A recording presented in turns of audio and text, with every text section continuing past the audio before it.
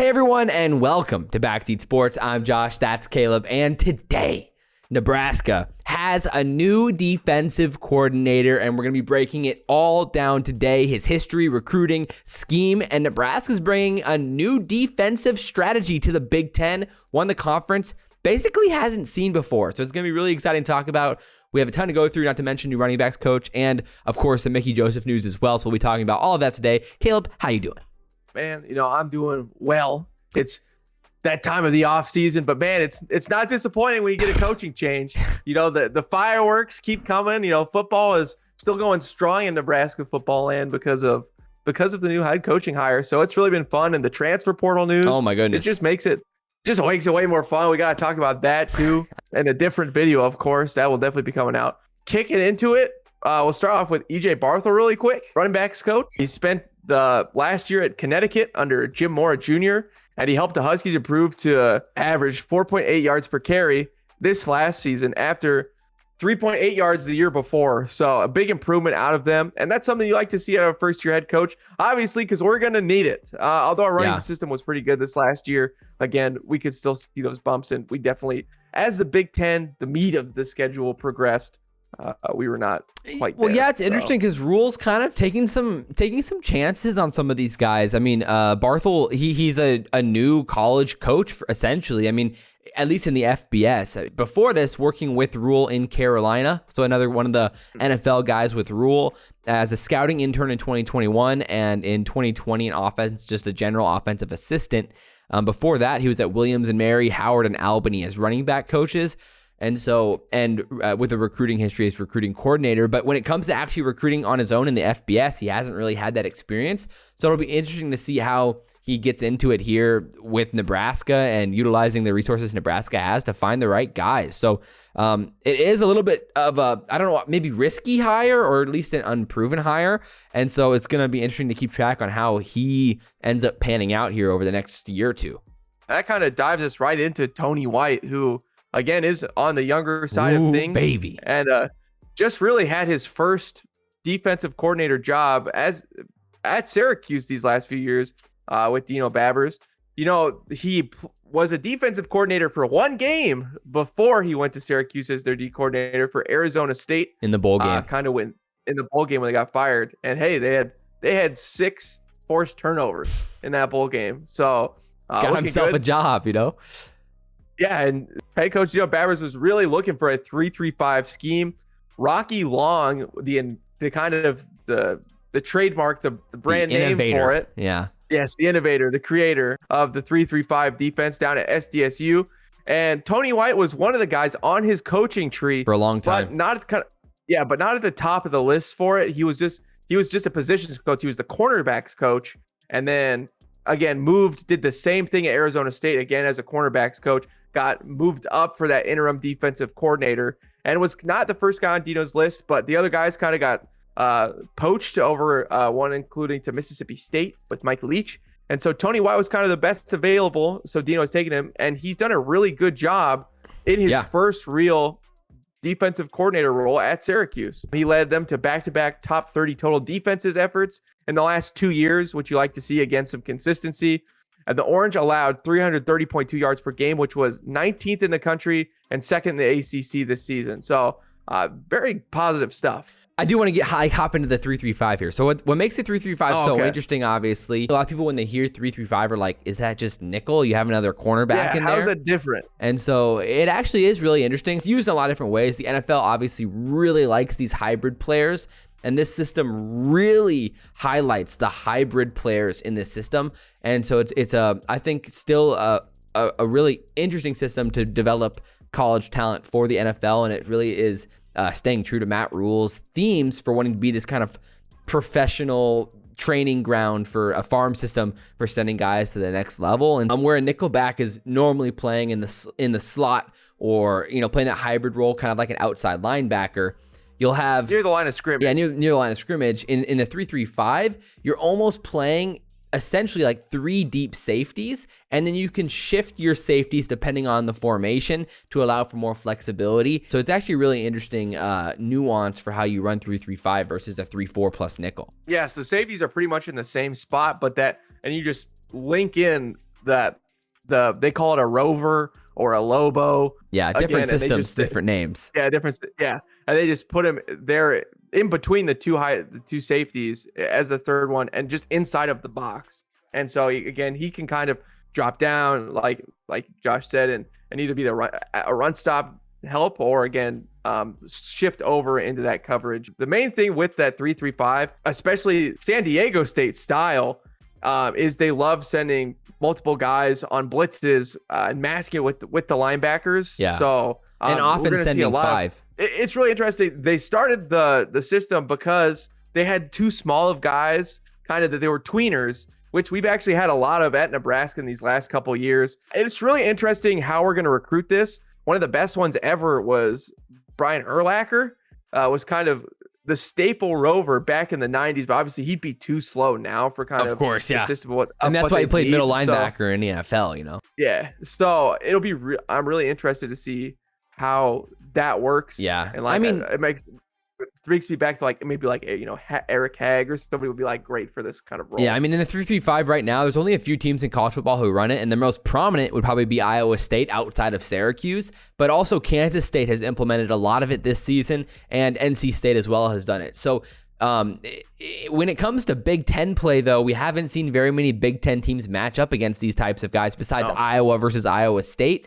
And so the idea of bringing it to the Big Ten is pretty radical and definitely ballsy, to say the least, when it comes to how he's going to approach this defense. It's going to definitely attract a different style of player to Nebraska, and maybe that's Matt Rhule trying to target Texas and California as some of these athletic areas to recruit from for Nebraska, especially in the secondary. Yeah. And so that'll be really interesting to see because, again, it relies on having very versatile linebackers and safeties to play these play these roles, and you have to have speed on the outside or else you're going to be in trouble. So I'm really interested. Like we saw Jojo Doman, he could do it all, and he would fit very well in a system like this. And I think Isaac Gifford will be a great fit, in that role. Probably will be that guy for us this year. It's going to be fascinating to see exactly how we utilize it moving forward because there's a lot of different ways it could go. So one thing I think is really interesting is that different teams utilize it in different ways. So for example, Iowa State runs 5 players in the box more than any team in college football. For example, they've ran it 350 more times over the last few seasons than any other team, with only 5 defensive players in the box, which is second most is BYU. But for example, Syracuse, though, rarely ever has 5 in the box, and yet both teams run 3-3-5. What we saw a lot here at Syracuse with Tony White was that, like you said, they'd bring in 6 or even 7 into the box and mask coverages, mask the blitzes, and really give you a lot of looks. So it's very interesting to see exactly the trade-off here, because I feel like you're trading off maybe some of that Big Ten physicality and some of that consistency with the average 4-3, but you're trading it off for versatility and complexity to confuse defenses and to confuse offenses and probably force more turnovers, especially in the Big Ten. Yeah, I agree. And the good news is with the box and stacking a lot of it, I think it'll be solid in the run. We kind of give up some of those short passes. Completion percentage wise, quarterbacks have a very high completion percentage against Syracuse in those last few seasons. The range of target, though, wasn't that long. But again, we will give up some of that, a little bit of the dink and dunk in some sense. And again, the other thing that's kind of exposed that worried Josh and I is, again, when you shift over those safeties, and over to coverage, the strong side, the strong side with 4 wide receivers, you kind of overload it. You can get burnt really easy because it's essentially a one-on-one with whatever linebacker or corner that's there.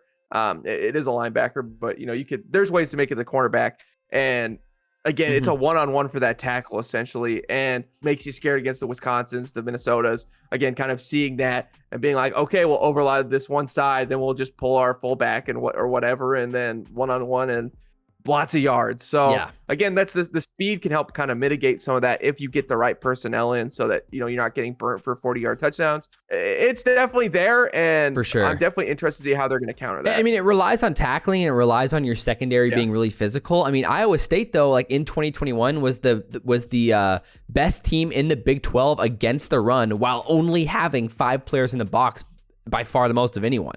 Because they shoot the gaps with their secondary and are really aggressive on the outside. And so they do a really good job of containing and they crash the interior line of scrimmage to force runs outside, and they do a really good job of containing a lot of these high octane running offenses, even against teams who do a great job of getting the ball to the outside, like Baylor or Texas Tech.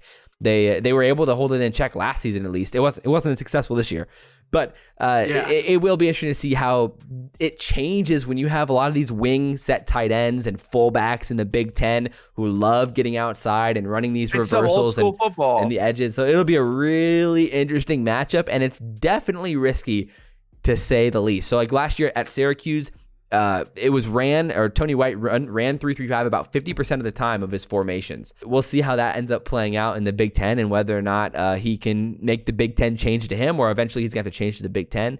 But what are your thoughts overall? I mean, like, are you happy with the hire? Do you think it's interesting? The only thing we haven't talked about is, I guess, is his recruiting history. But where are you at with it? I do think that football is headed this way. It feels like the NBA with the 3-point line, where you need pretty much everybody to hit threes. Everybody needs to be able to pass protect, like all your defense and rush the passer. And rush the passer. All are needed. The Michael Parsons is the perfect football player. If you could have 11 of him on the field, that's exactly what you would want. And so, I mean, again, if you have him, I think this would work great. If you have Brian Urlacher, yes, I think this could work great. It just is really going to depend on the personnel. And it's great that you mentioned the recruiting, as he hasn't recruited really a 4-star. Yeah, I mean, obviously, he hasn't had like a ton of time at the bigger schools. True. I mean, he only had about 2 years at ASU, and then 2-3 years at Syracuse, obviously, with now leaving this year after the third season.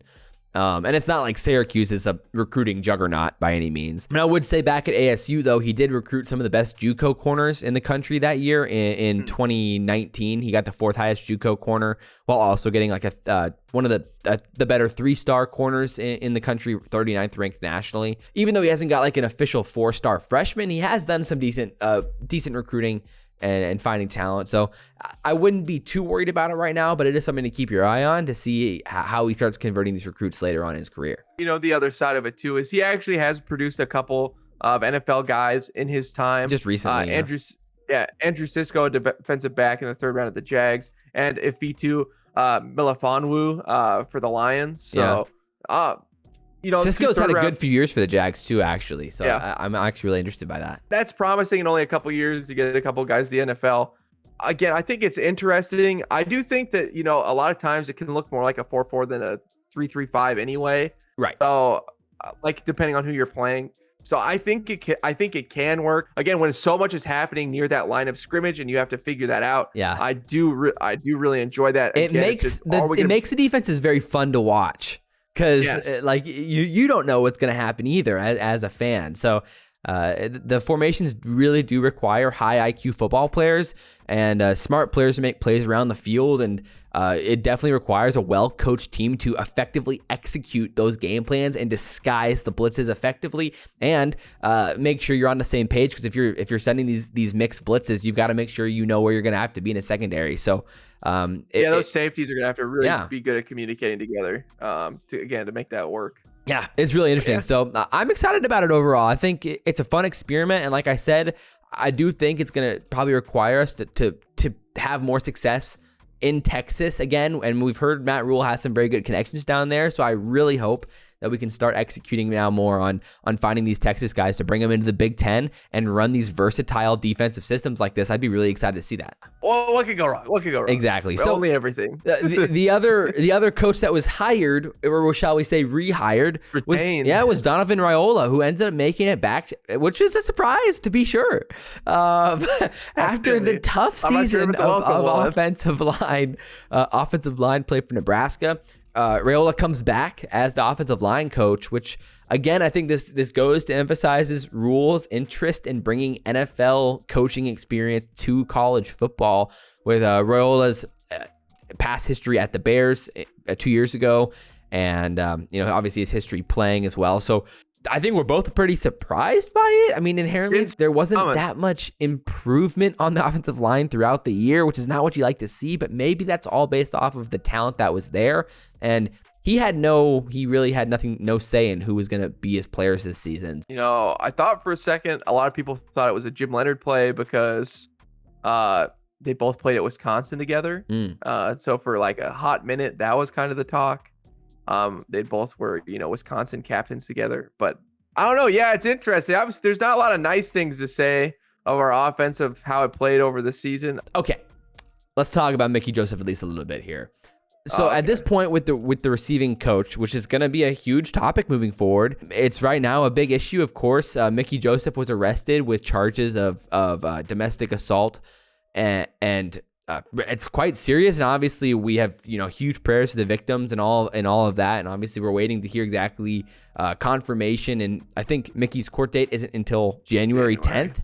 So there is quite a bit of time here. He's been put on leave by Nebraska. And so at this point right now, the receiving coach position, which is, when it comes to recruiting and communicating with some of these receivers like Malachi Coleman and these guys who are right now in the process of committing to a school, and we don't have a receivers coach under Matt Rhule yet. So what are your thoughts on the situation? Do you have any idea or predictions on when we would have any type of conclusion to this or result? Like, what are your thoughts? Kind of when the police report came out, a lot of the, commits that for Mickey Joseph kind of left. So I kind of think it's a telltale sign of he's not going to stick around. It's hard to expect Mickey will be back. I don't think it's a good look at all for the university to keep him after, again, if those charges hold and everything sticks. Yeah, which everything seems to point that way. My goodness. Yeah, apparently there was like another situation of this too when he was here, like at school in the 90s. So I don't know. I just feel, again, like you said, just feel bad. Prayers out to the rest of his family and their kids and of course of that. That's very sad, and like it was shocking, I think, for everybody. Again, you've been rooting for Mickey this whole season. I know. Like that kind of happened. The U-turn there was just like, it was like jaw dropping. Like, there's no way this has to be false. And again, as all of us as fans were like, well, if we keep Mickey, I think our season's gonna be really good next year, and you're really excited. And I think that shows with the players who decommitted. It was immediate. It was like the second Mickey was gone, then they were gone, and so it's gonna be fascinating to see what happens. Do you think we hire a receiver coach before January 10th, or are we gonna be waiting it out? It's a guess, but I'm guessing he's searching. From everything that came out, I don't know. I'm guessing it's pretty concrete. So that's fair. Because I agree. I think we need to get that position probably filled out here as soon as possible if we want to bring in this talent before these commitments start going here after the new year. So we will see. So everyone, drop your comments down below. We want to hear your guys' opinions on this defense, the new coaches, retaining Rhule, and your thoughts on a potential receiving coaches and thoughts on EJ Barthel as well at the running backs coach. We want to see it all. We appreciate you guys for tuning in, and we have more videos coming out soon. So make sure to hit the notification bell so you don't miss a video. Why would you ever want to do that? But as always, guys, I'm Josh. That's Caleb. This has been Backseat Sports, and we'll see you next time. Go Big Red.